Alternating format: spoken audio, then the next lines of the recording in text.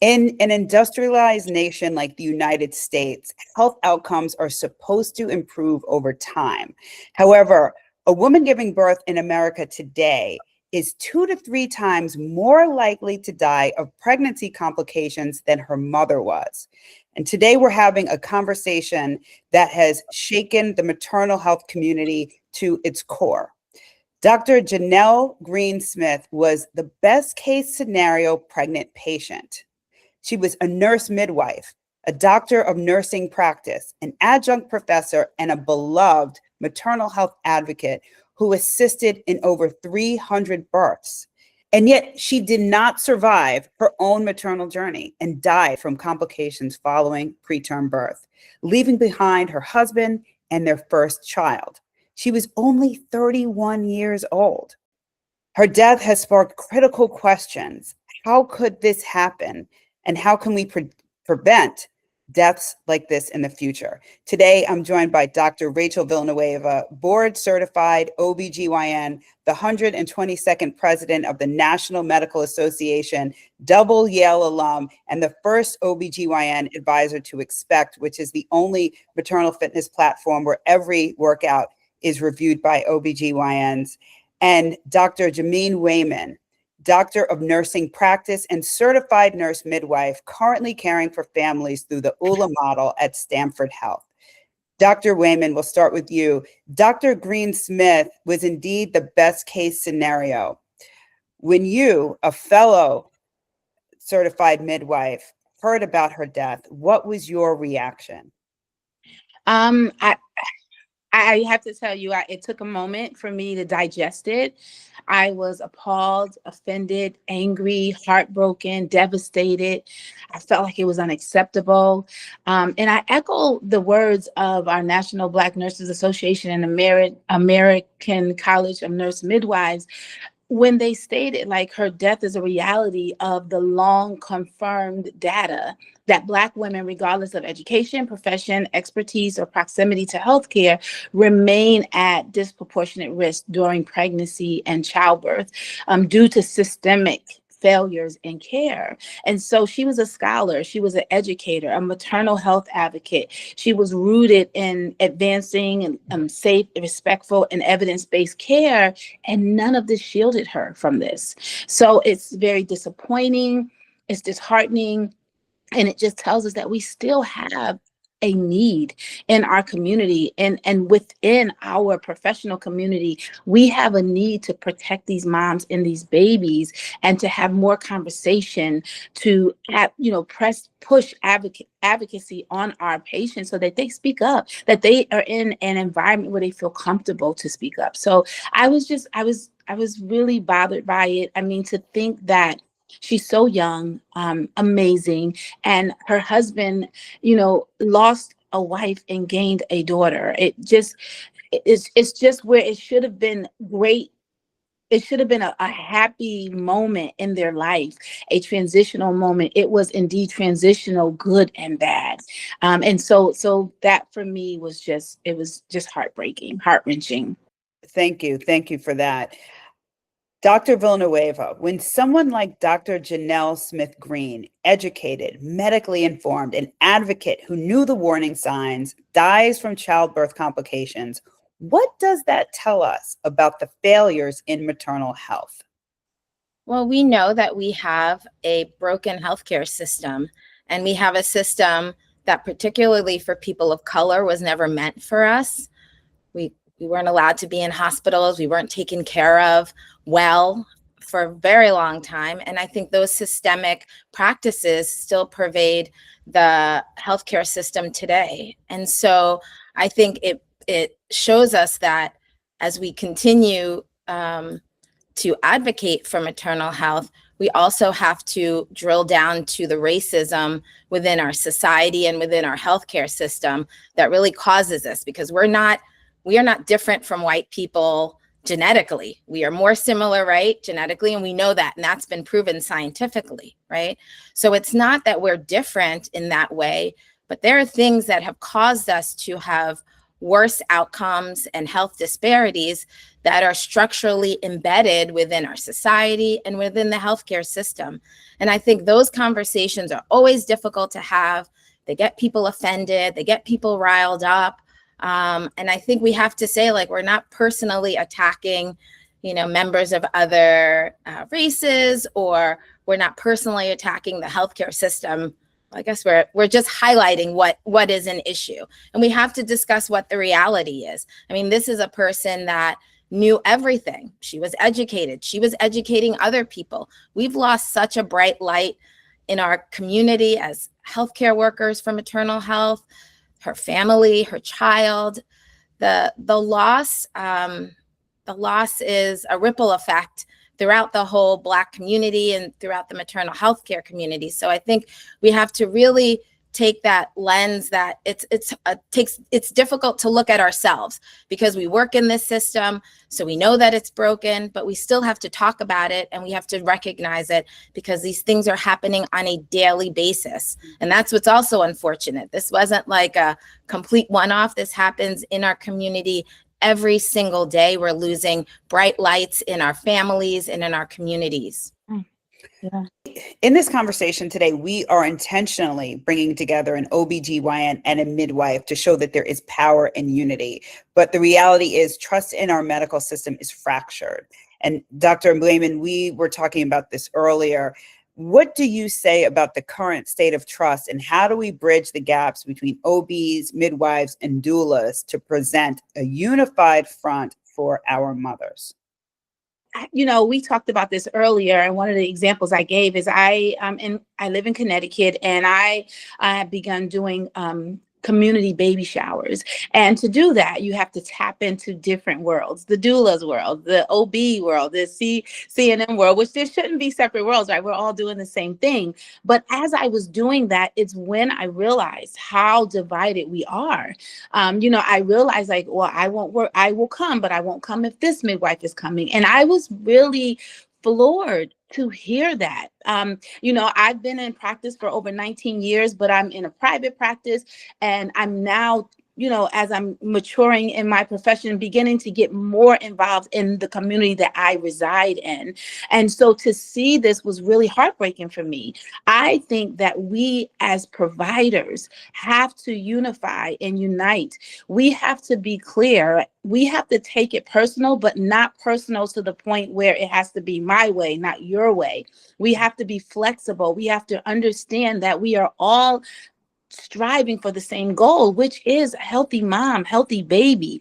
And so when we are able to unite, because I really believe that there's so many sectors to trying to resolve this, but I believe that this is a powerful sector, that we have to come together as one. We have to unite and understand that we have the same goal and that there are different methods to getting there. So if a doula wants to join me in my delivery, I welcome that doula. And I want the doula to understand, I want you to respect me. I want to respect you. We want to both respect the patient. The goal is for the patient to have a voice, for you and I together to advocate for this patient. And then we want to talk to our OB that's covering us. We want to make sure that we all recognize that we are the team taking care of this patient, and we are all striving for the same goal. And I think if we start communicating and stop safeguarding our territory and start opening our territory up and coming together to unite, then our patients have the effect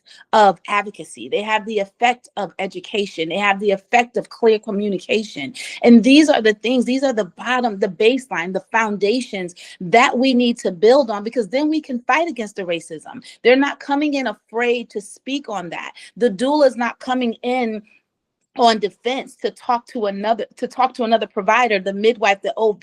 She's not coming in, ready to just rip me apart, but she's coming in to have, they're coming in to have a conversation, and it's welcoming. What can we take from Dr. Green Smith's death that creates actual change? I mean, I think that's a very difficult and loaded question, because there's so many ways that we can affect change. I think just these conversations and continuing to highlight the issue is critically important.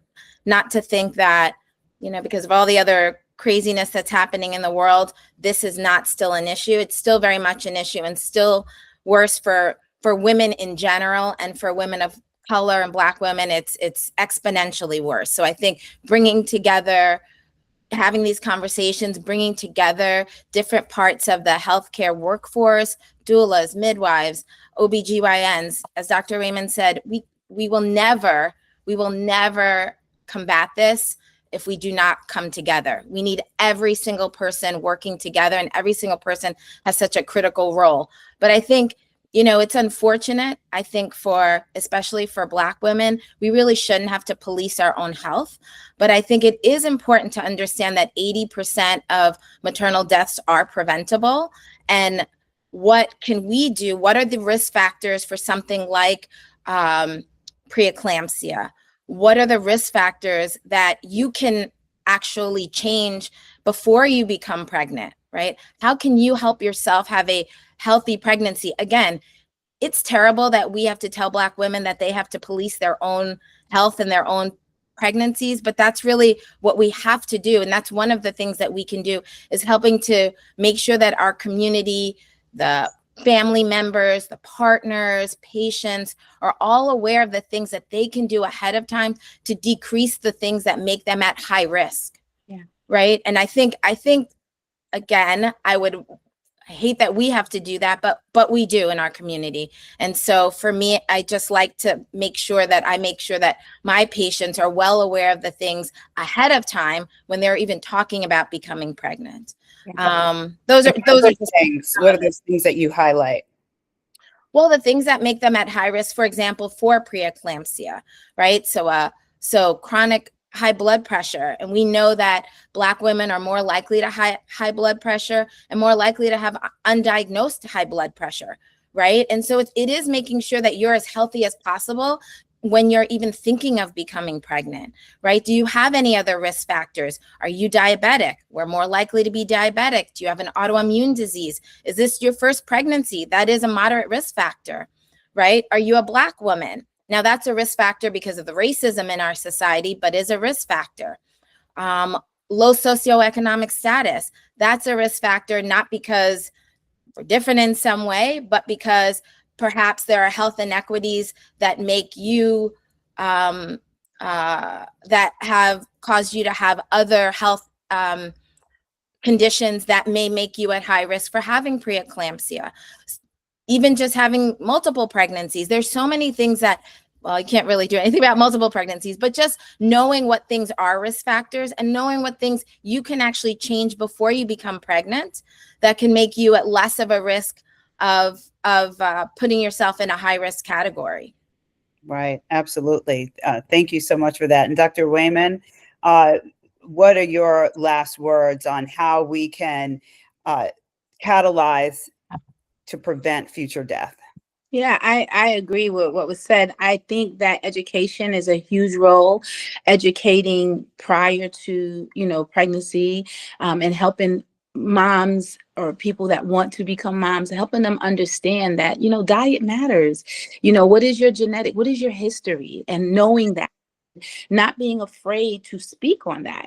Sometimes I know when I'm doing a history and physical on new OBs, I'm like, give it all to me. Like, give me the download. I want to know everything about your family. I want to know, what do you normally eat? Like, let's talk about the healthy, the things that are not so healthy, because you're right. Like, these things matter, like healthy habits, they matter. And I think that seeing this death of Dr. Smith, it really shows that it's not only about low socioeconomics. It's not only about uneducated. It's not, it's not only about, I think sometimes some people, when they hear about Black mortality, they immediately think, it's a Black person that just had no education, that had no money. And it's not about that. We are all affected by it. And I think that why this one hits so differently, because she's an advocate. She has the knowledge. She's aware. She knows and this happened to her. And I'm saying none of those things shielded her. None of those things protected her. So it just takes it and it puts us all in the same basket to say, yes, this can happen to anyone. And so as I said, I push advocacy. When I meet my patients, I try to be very comfortable. I try not to wear the white jacket, not because I don't want to look, but because I want them to understand I'm reachable. I want you to talk to me. I want to provide a comfortable environment. So you will tell me the things that you're afraid to say to someone else, so that you will say, I'm embarrassed about but this. And I want to make sure I have resources that I can connect them to in the community. So important. So I believe we have a lot of work to do, but I believe it can be done. And I think as we keep tweaking and having these conversations and not being afraid to speak out, not being afraid to get involved, not being afraid to listen. One of my models is I'm not too educated to hear. I want to listen to my patients so I can learn. I love that. That's a quotable. I just add one more thing that I was thinking as Dr. Wayman was saying, like, I am like screaming inside. If I could, like, I'm screaming and saying yes, yes, yes to everything you were saying. But I think also, I think it's important to think about on a more systems level what we can do. And that's really voting.